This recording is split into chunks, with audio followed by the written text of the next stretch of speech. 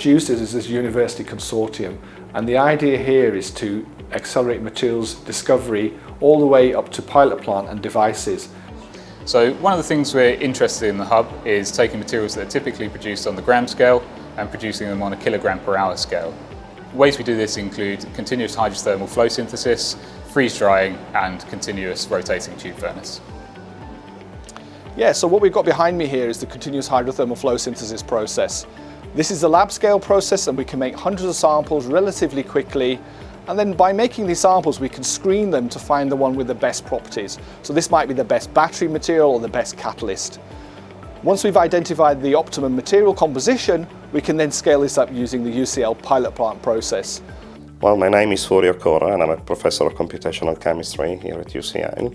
And my role in the JUICE consortium is to provide computational chemistry expertise to match the experimental work. So my research focuses on the discovery of new materials for lithium-ion batteries and capacitors to try and improve the performance of the devices as well as improving the sustainability and environmental friendliness of the compounds used to try and fulfill the growing need of the energy market.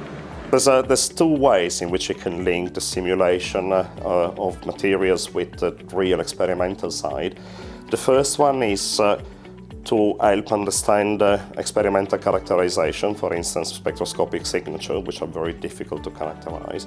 And the second one, once we understand mechanisms in which materials operate, is to use modeling predictively to design new materials which have better properties, which then we can pass to our experimental colleagues to attempt to synthesize.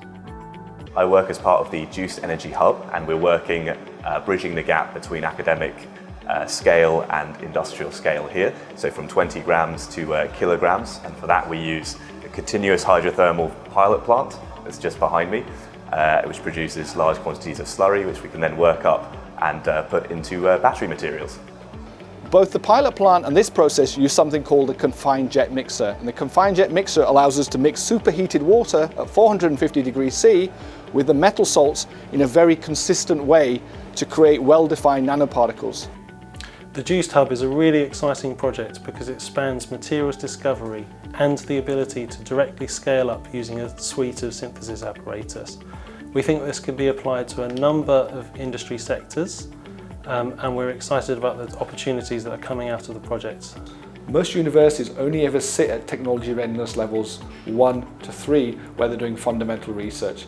But through this capability we can actually go all the way up to higher technology readiness levels that we're typically associated with industry, because we're able to not only discover but also scale up and validate and produce devices as well.